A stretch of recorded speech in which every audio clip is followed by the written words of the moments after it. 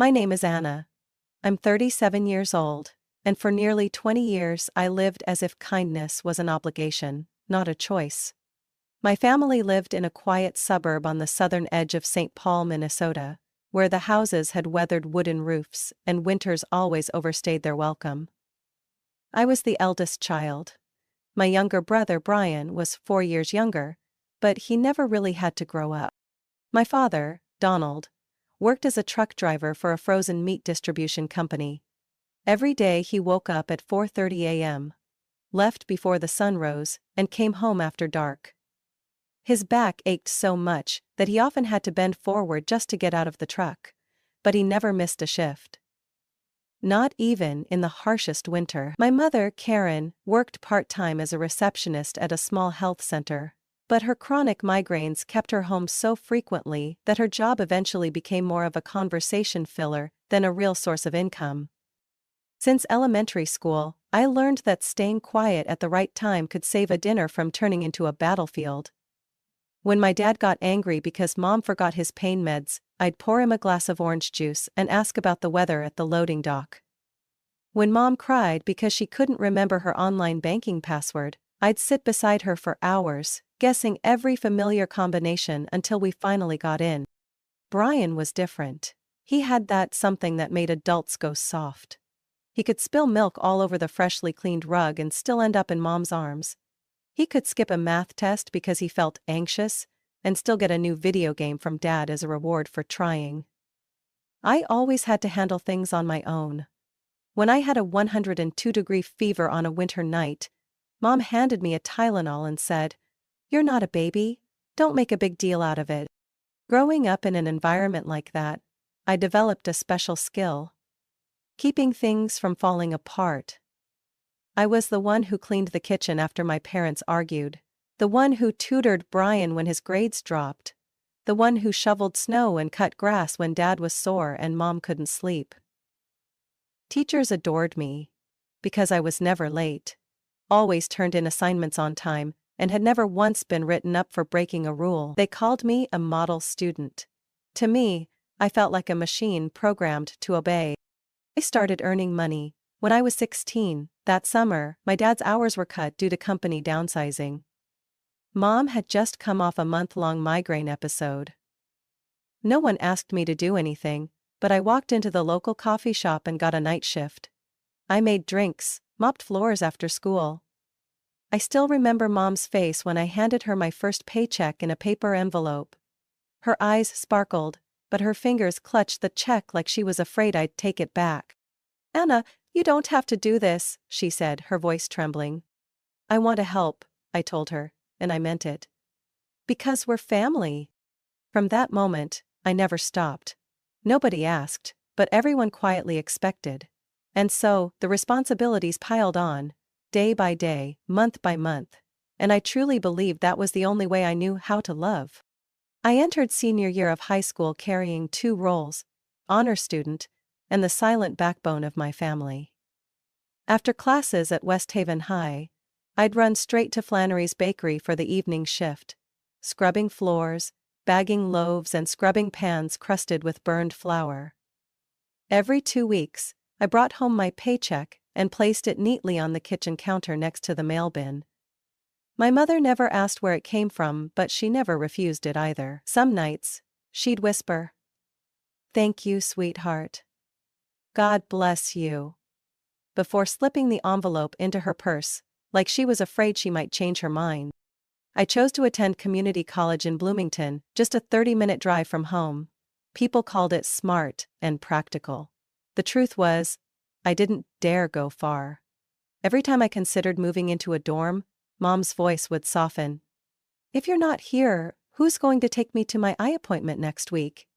Dad would add, "Your mom's car can't handle long trips, Anna. You're better off nearby." I studied marketing and worked as a TA in microeconomics to qualify for a partial scholarship. Days were for classes.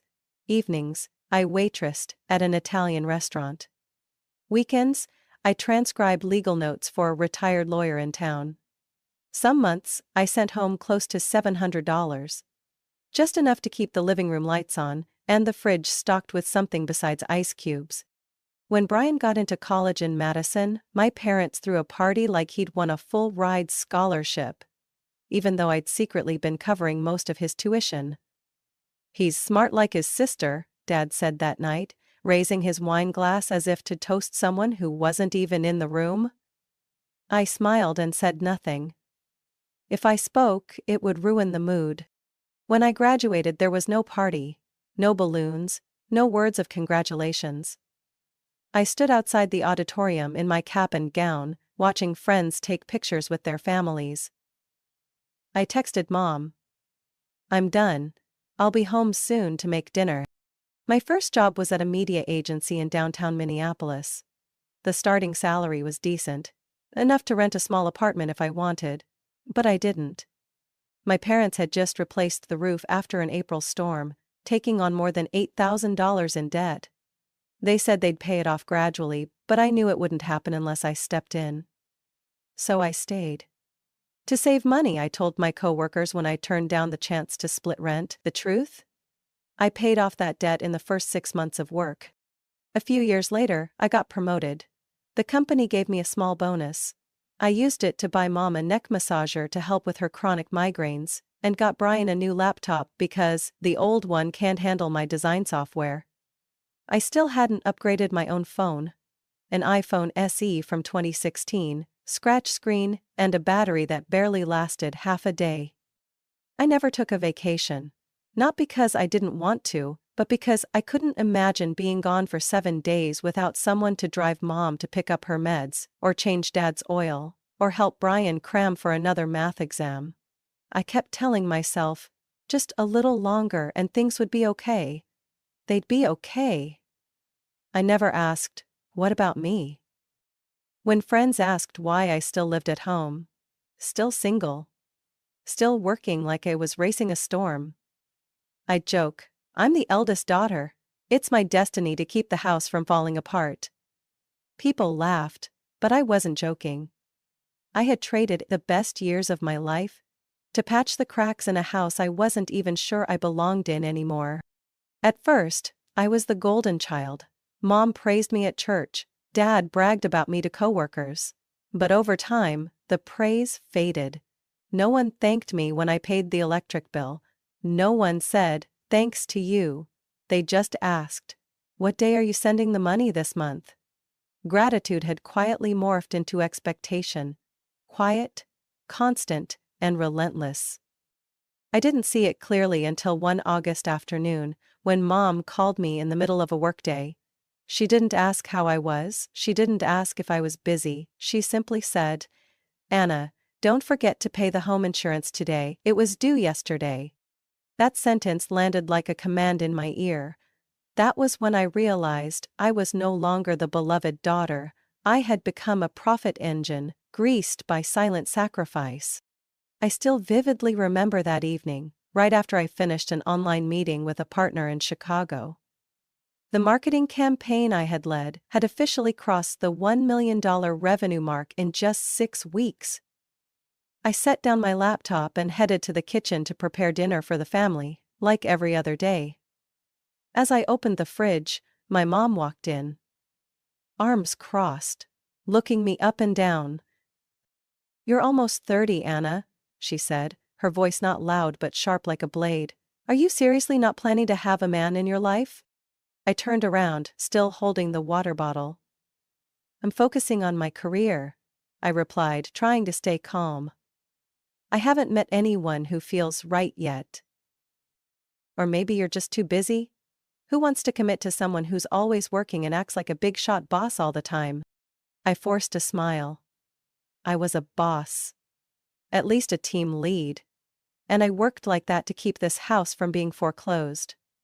But my mom didn't care about that. She only wanted to know when I'd bring home a husband, like her friend's daughter, who just got engaged last weekend. That night, I didn't eat with the family. I brought my food up to my room, eating while checking my bank balance. I had just paid the gas bill, the internet, and my dad's health insurance the previous week. All in all, I had spent nearly $2,400 this month on the family, not counting groceries or supplements for my mom. A week later, at the family's Thanksgiving gathering, I tried to share about a new project I was developing. An e-commerce platform for small businesses across the Midwest. I had just been praised by the CEO in front of the whole company. But before I could finish my sentence, my mom turned to Brian and said, "Tell your sister about the internship in Denver." Brian beamed and launched into a detailed story about the very open work culture and his outings with coworkers. I stayed silent, sipping my water. No one followed up on what I had been saying. Throughout dinner, I served food, cleared plates, made tea. Brian sat with his legs crossed, telling stories, while my dad repeatedly declared, "My youngest really has drive." When I gently reminded them that I had paid for Brian's flight and 3 months of rent in Denver, no one reacted. My mom just smiled, placed her hand on Brian's shoulder and said, "That's an investment in the future?" The following month, the family decided to replace all the living room furniture. I only found out when I saw the movers carrying in a new sofa. When I asked, "Did we talk about this beforehand?" my mom simply replied, "This is your parents' house. Do we need your permission every time we change something?"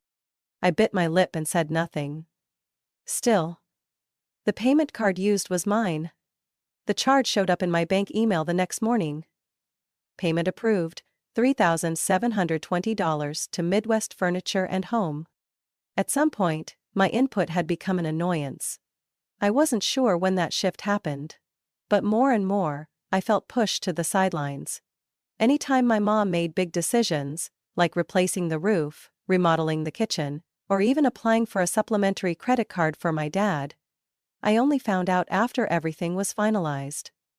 But when payment was due, the reminder always came to me. When I suggested installing a new water filtration system for the house, because the old one was too dirty, my mom waved it off.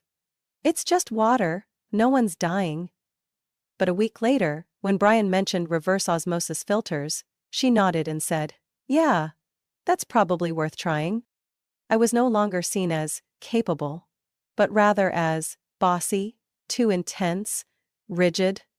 Once, when I told my dad we should cut back on expensive dining out, he sighed. "Here you go again. It's like living with an auditor." My mom mumbled, "Having to get permission from your own kid to spend money, what a joke." I began staying quiet more often, even though I still transferred money on time. I stopped sharing about work, stopped bringing up my achievements. Everything I once thought was worth being proud of now felt like evidence of arrogance or control. One Saturday afternoon, after transferring $1,800 to cover my mom's hospital debt, I walked into the living room to see Brian playing on a brand new gaming console, the kind that costs nearly $500. My mom smiled and said, "He needs to relax with all that school pressure."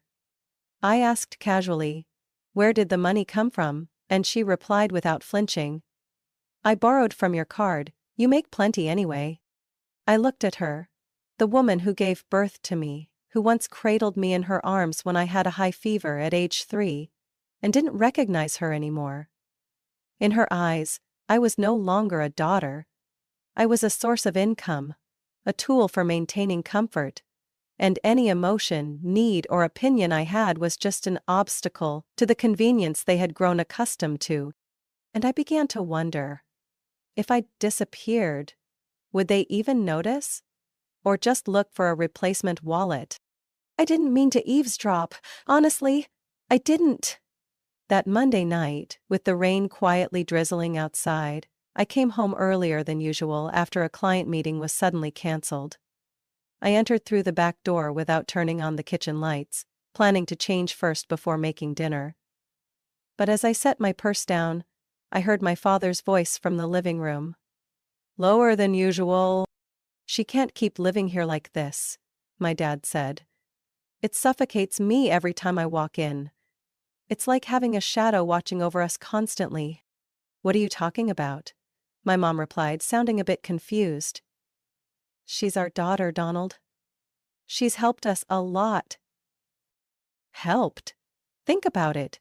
How many times have we had to tiptoe around her just to avoid upsetting her?" he went on. "Every decision we make, we have to be careful not to displease our financially supportive daughter." Mom was silent for a moment, then sighed. "I know. I'm tired too. It feels like living in someone else's house while pretending to be in charge." "Exactly. This house belongs to her now," my dad said, followed by a dry laugh. "But I'm sick of the feeling of being indebted to my own daughter. She's not staying because she loves us, she's staying to be in control." I stood frozen, behind the kitchen wall. My fingers clenched the strap of my purse so tightly I went numb. For a moment I thought I was imagining things, but every word, every sentence they said landed like a blade between my shoulders. That night, I skipped dinner. I said nothing. I just went upstairs and sat on my bed until late, staring into the darkness outside the window, feeling like I was falling into a bottomless pit. When did my love and support become a burden to the people I called family? I spent the next 3 days writing down everything I needed to say. I didn't want to react emotionally. I wanted a calm, rational conversation. If everything fell apart, at least I'd know I did my part with integrity. On Friday evening after dinner, when everyone was in the living room watching TV, I stood in front of them and said, "We need to talk." My mom looked up from her magazine. My dad muted the TV without a word. Brian pulled out his earbuds with a visibly annoyed expression. I took a deep breath. "I know things have been tense around here lately," I began. "And I think it's time we talked honestly about what's really going on." "Here we go again," my dad muttered, crossing his arms. Still, I kept my tone steady. "I've supported this family financially for nearly a decade. I've never regretted it. But lately, I don't feel respected. Whenever I express my thoughts, I'm shut down like I'm interfering. But when it comes to money, I'm always the first one you call." "You chose to give money," my mom cut in. "No one asked you to. You did it on your own. And now you want recognition?" I looked at her. "I'm not asking for praise. I just want to be treated like a family member, not a walking wallet." "Oh, for heaven's sake," Anna, my dad stood up. "You think this house revolves around you? We fed you, gave you shelter, and now you're lecturing us?" "I'm just stating the truth," I said, trying to stay calm. "I heard you both on Monday." The room froze. My mom paled. My father clenched his fists. "I didn't mean to overhear," I continued, voice shaking slightly.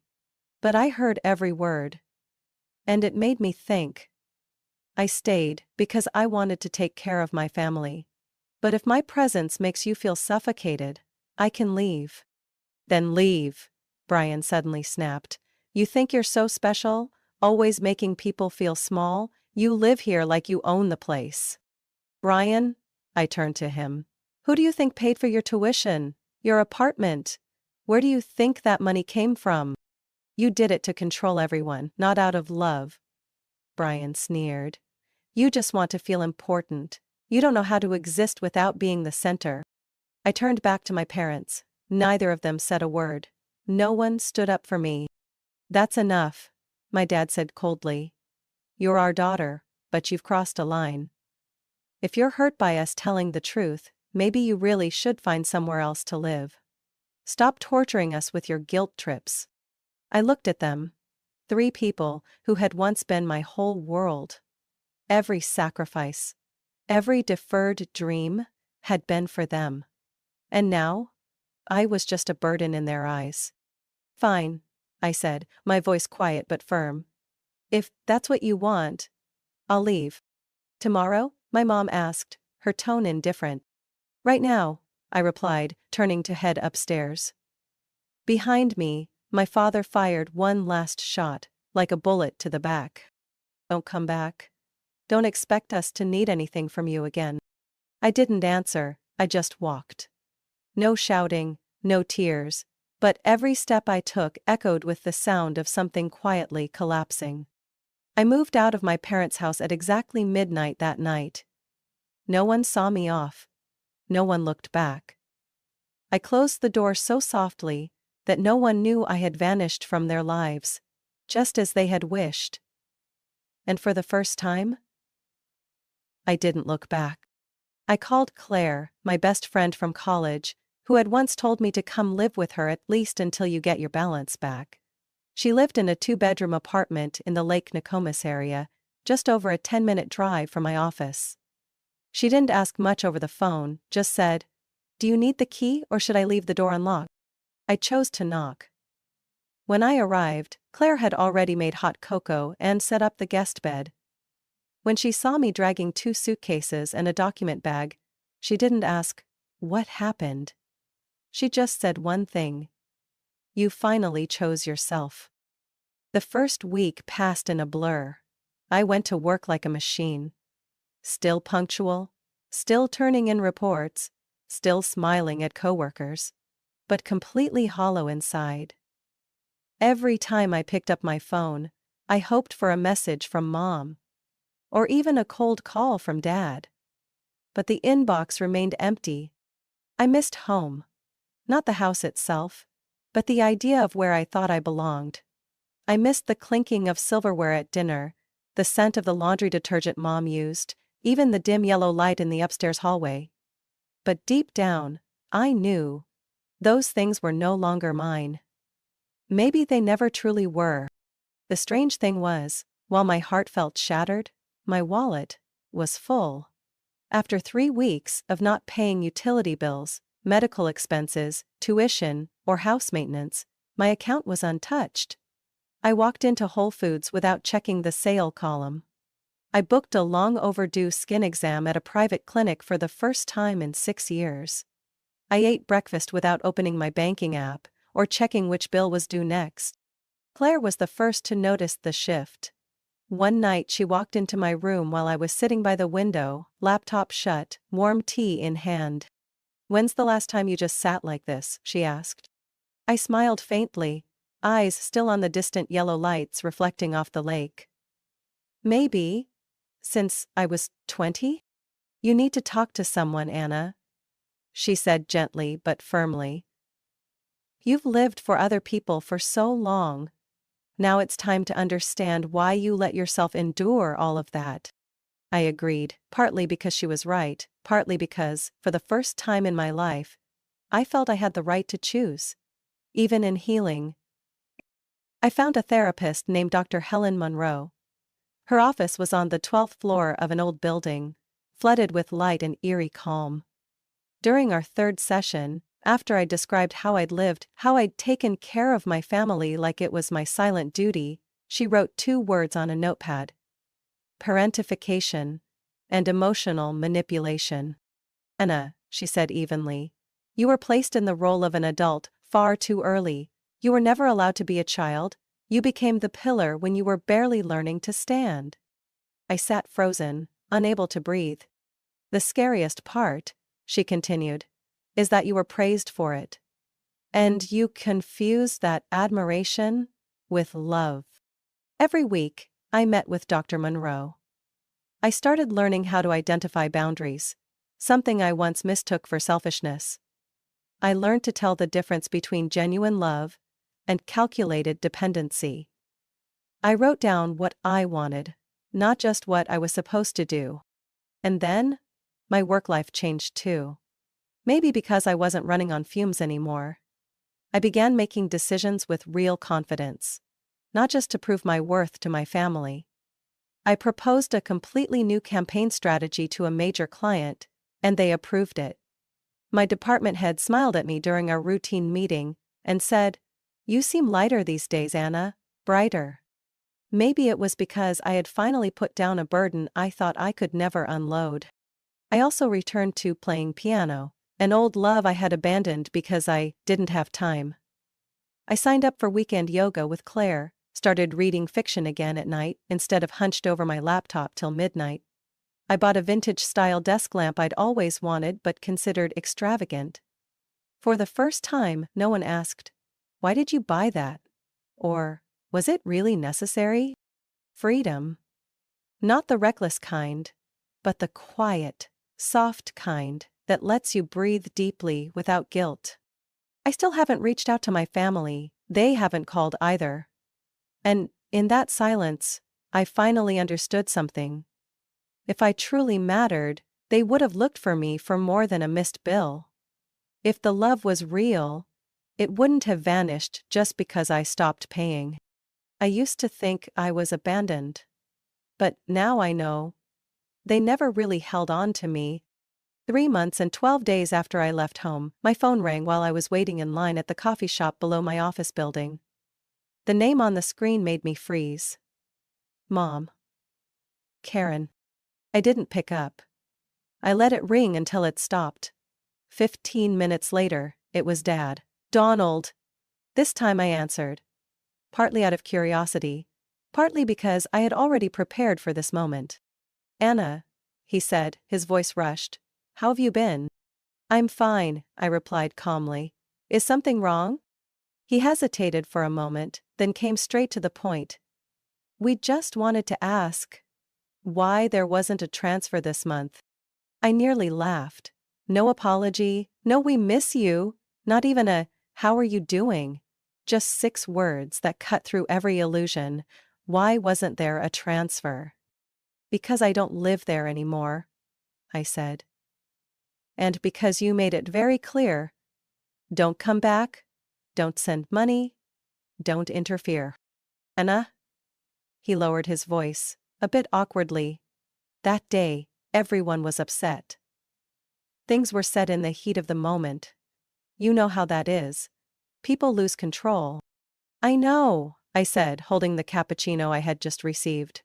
But the issue isn't what was said in anger.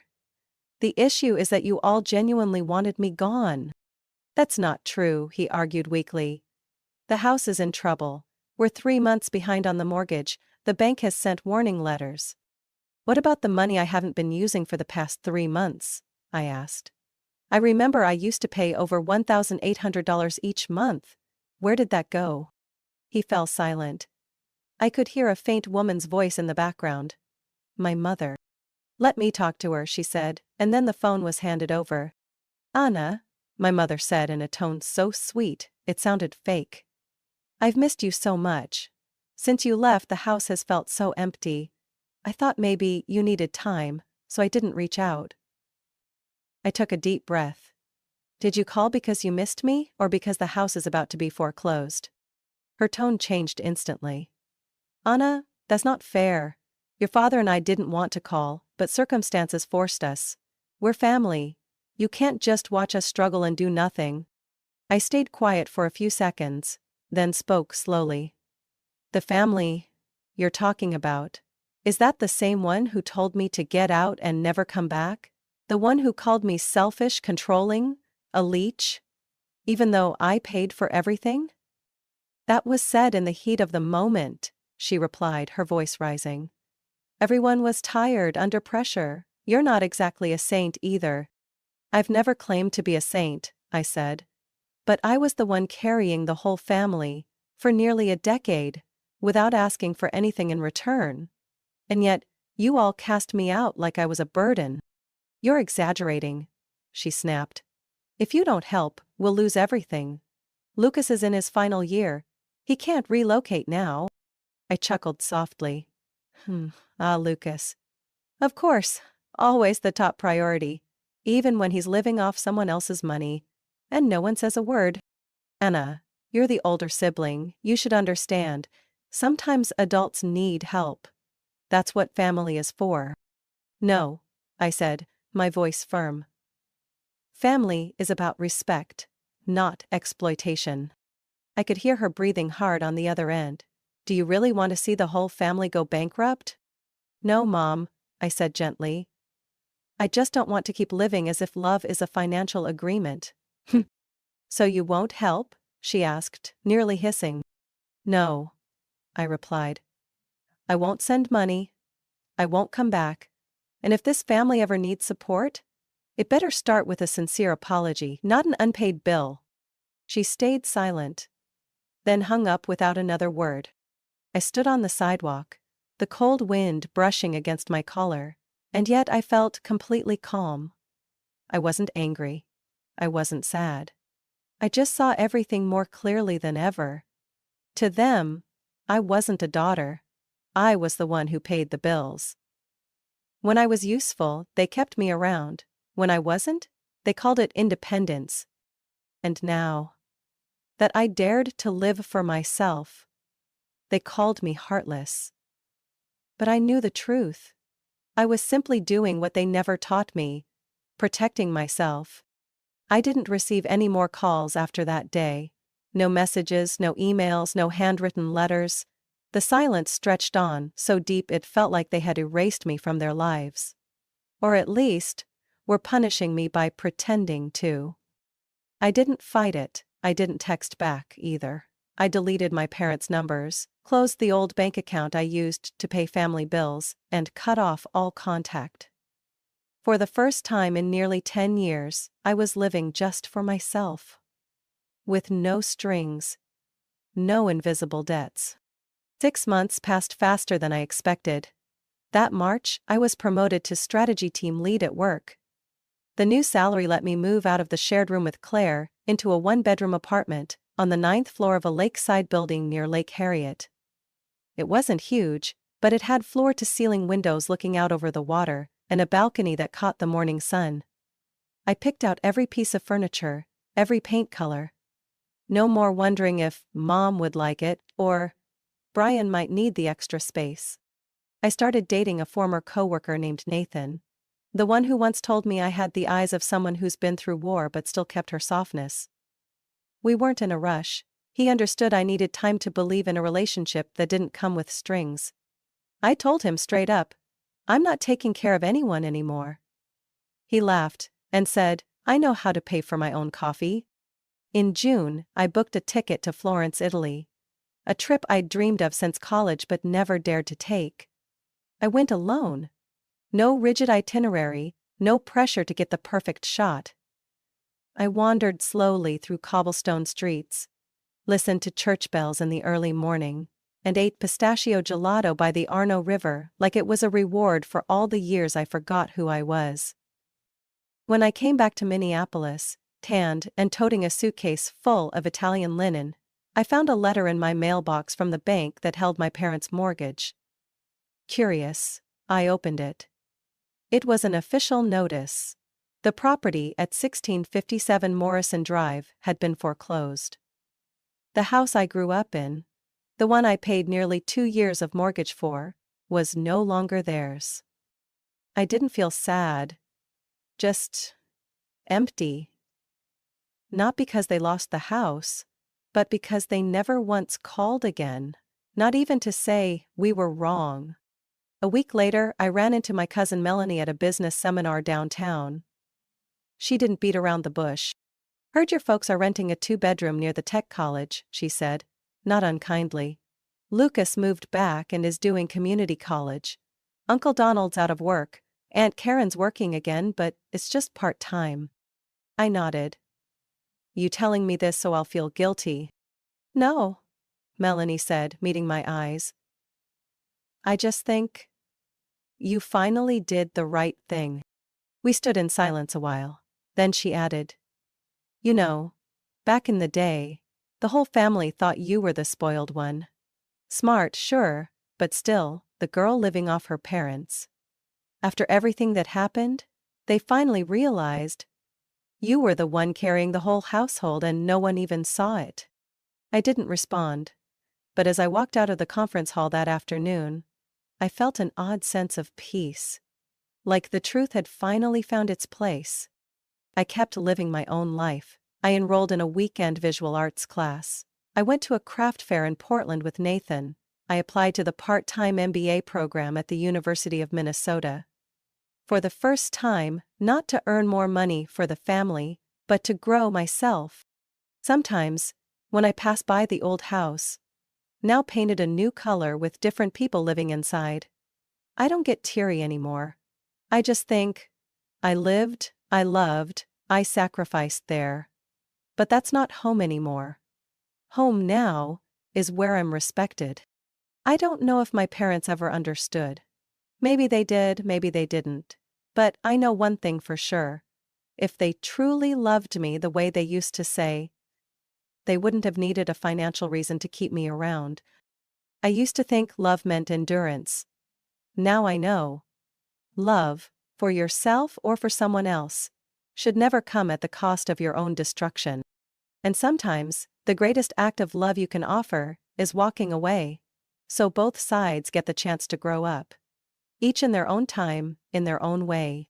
Anna's story is a powerful reminder that kindness should never become an unconditional obligation just because of the word family. When familial bonds are exploited like a walking credit card, walking away isn't betrayal, it's a brave act of self-worth. In real life, if you're being drained by one-sided sacrifice, remember this. Love should never cost you your identity. You have the right to set boundaries and live a life you truly own. What do you think of Anna's choice? Was she too decisive, or did she fully deserve her new beginning? Share your thoughts below. And don't forget to follow the channel for more heartfelt stories about family and life.